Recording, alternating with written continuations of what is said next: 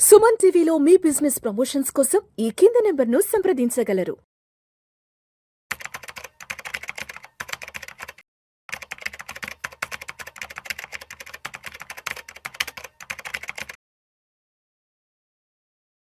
చక్రధర్ గారు నమస్తే సార్. నమస్తే అండి. సార్ చక్రధర్ గారు, గతంలో మనం బంగారం వెండి ధరల గురించి మాట్లాడుకునేటప్పుడు ఫస్ట్ బంగారం ధరల గురించి మాట్లాడుకుని ఆ తర్వాత ఎంతో కొంత వెండి ధరల గురించి మాట్లాడుకునే వాళ్ళం. బట్ ఇప్పుడు కంప్లీట్ గా సినారియో రివర్స్ అయిపోయింది సార్. ఇప్పుడు ఫస్ట్ వెండి ధరల గురించి మాట్లాడుకొని ఆ తర్వాత బంగారం ధరల గురించి మాట్లాడుకోవాలి. ఇప్పుడు మళ్ళా ప్రత్యేకంగా ఈ రెండు కూడా కాకుండా కాపర్ కూడా లైమ్ లైట్ లోకి వచ్చేసింది. సో ఇప్పుడు మనం కాపర్ గురించి కూడా మాట్లాడుకుందాం. ఎందుకంటారు వెండి బంగారం కాపర్ ధరలు విపరీతంగా పెరిగిపోతున్నాయి? వెండి విషయానికి వస్తే దగ్గర 3,30,000 3,40,000 వెళ్ళిపోయింది. ఇంకా త్వరలో 4 లక్షలకు కూడా రాబోతుందంటూ కూడా నిపుణులు చెప్తున్నారు. అదేవిధంగా బంగారం 24 క్యారెట్ల విషయానికి వస్తే అది కూడా 1,60,000 రూపాయలకి వెళ్ళిపోవడం జరిగింది. కాపర్ విషయానికి వస్తే ఒక టన్ను దాదాపు $13,000, అంటే దగ్గర ఒక 11,80,000 12 లక్షల వరకు టన్ను పడుతుంది కాపర్. ఎందుకంటారు ఈ మెటల్స్ కి సంబంధించి, ఈ కమాడిటీస్ కి సంబంధించి ఇంత పెద్ద ర్యాలీ అనేది స్టార్ట్ అయింది గత సంవత్సర కాలంగా? ఇది యాక్చువల్గా ఎలా అంటే ట్రేడింగ్ యాక్చువల్గా ఏంటంటే మనకి స్టాక్ మార్కెట్ ట్రేడింగ్లో వచ్చేసి స్టాక్స్ మీద ట్రేడింగ్ జరుగుతుంటాయి, అలాగే కమోడిటీస్ మీద ట్రేడింగ్ జరుగుతుంటాయి.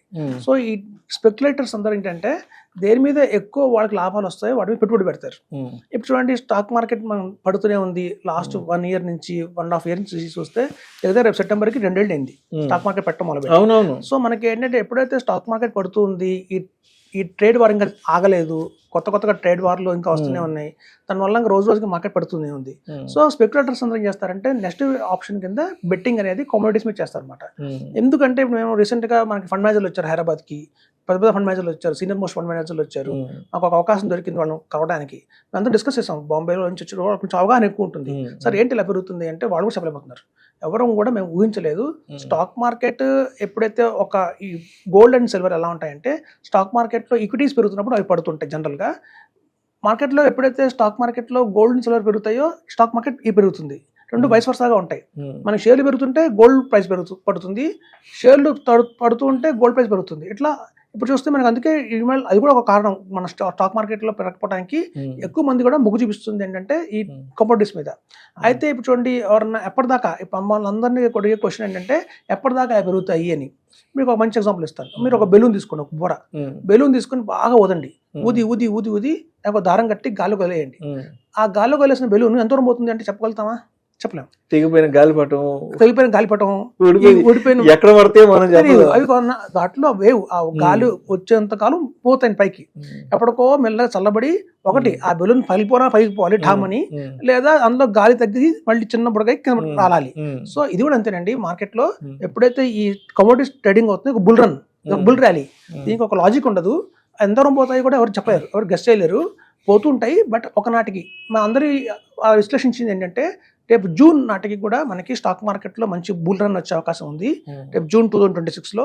సో జూన్ 2026 తర్వాత ఖచ్చితంగా ఈ బంగారం కానివ్వండి, వెండి కానివ్వండి, కాపర్ కానివ్వండి కొంచెం పడే అవకాశం అయితే ఉంది అని మనకు విశ్లేషకులు చెప్తున్నారు. అప్పటిదాకా కొంచెం హెచ్చుతగ్గులతో పోతుంటాయి స్టాక్ మార్కెట్. ఇప్పుడు మనం చూస్తున్న ఈ ర్యాలీ కూడా స్టాక్ మార్కెట్లో ఈవెన్ ఏంటంటే ఈక్విటీ మార్కెట్ ఈ ట్రంప్ ఎఫెక్ట్ వల్ల చాలా దెబ్బతిన్నది ఇండియా మార్కెట్. అయితే చాలా మంది ఒక గవర్నమెంట్ దగ్గర ప్రపోజల్ తీసుకొచ్చారు, కొంచెం ఏదన్నా ఈక్విటీకి కొంచెం సపోర్ట్ చేయండి, మార్కెట్ బాగా డౌన్ అయింది, ఆల్మోస్ట్ 2 years అయిపోయింది అని. సో దానికోసంగా ఈ బడ్జెట్ లో కూడా long term capital gain tax కానివ్వండి, short term capital gain tax కానీ కొంచెం తగ్గించే అవకాశం కూడా ఉంది. ఇది ఇంకా శాంక్షన్ కాలేదు. బట్ ఏంటంటే ఎక్స్పర్ట్స్ వచ్చారు, ఎక్స్పర్ట్స్ వచ్చారు మనకి హైదరాబాద్ కి రావడం జరిగింది. కొంచెం వాళ్ళకి మనకంటే కొంచెం న్యూస్ ఎక్కువ ఉంటుంది, తెలుస్తుంది వాళ్ళకి. సో అదొక కూడా హింట్ ఇచ్చారు మాకు, ఇలా జరగచ్చు కొంచెం అని చెప్పి. అలాంటిది ఏదైనా long term capital gain taxes మీద కనుక ఈక్విటీలో కనుక ఏదైనా తగ్గిస్తే దాని ఇంపాక్ట్ కూడా మళ్ళీ కాపర్ లో పడే అవకాశం అయితే ఉంటుంది.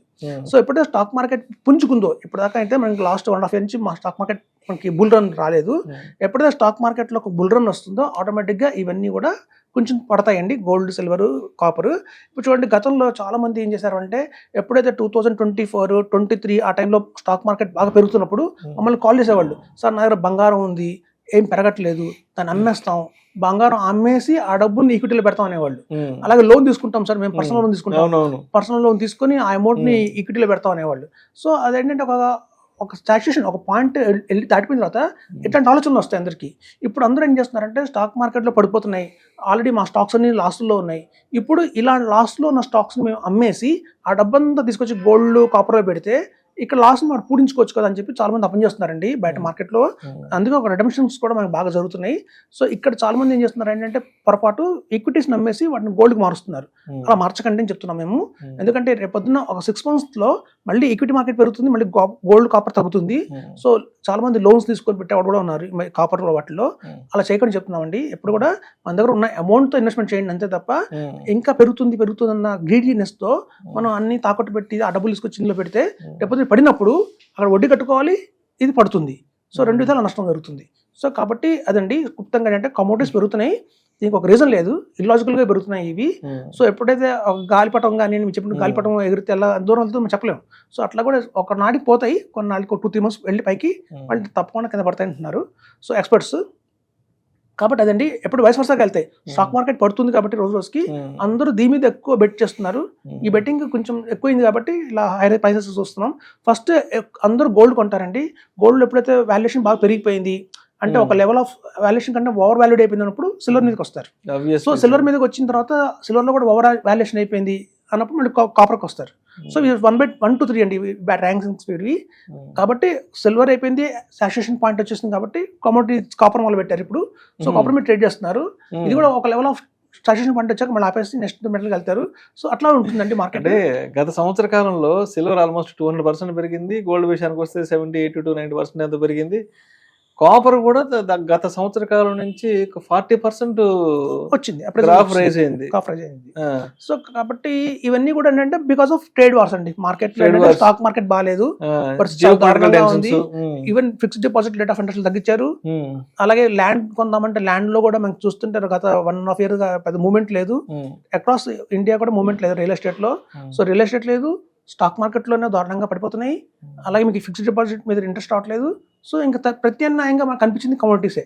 సో కాబట్టి అందరూ కమోడిటీస్ మీద ఈవెన్ మనకి ఏంటంటే ఫండ్స్ కూడా కొనొచ్చు. ఈ ఫిజికల్గా కొనకపోయినా వీటిని ఈవెన్ మనకి ఈ మార్కెట్లో ఫండ్స్ ద్వారా కూడా ETF ద్వారా కూడా ఇన్వెస్ట్మెంట్ చేయొచ్చు. కాబట్టి చాలా మంది ETFs ద్వారా ఇన్వెస్ట్మెంట్ చేస్తున్నారు కాబట్టి పెరుగుతున్నాయండి. Thank you sir, thank you so much Chakradhar గారు. థ్యాంక్స్ అండి.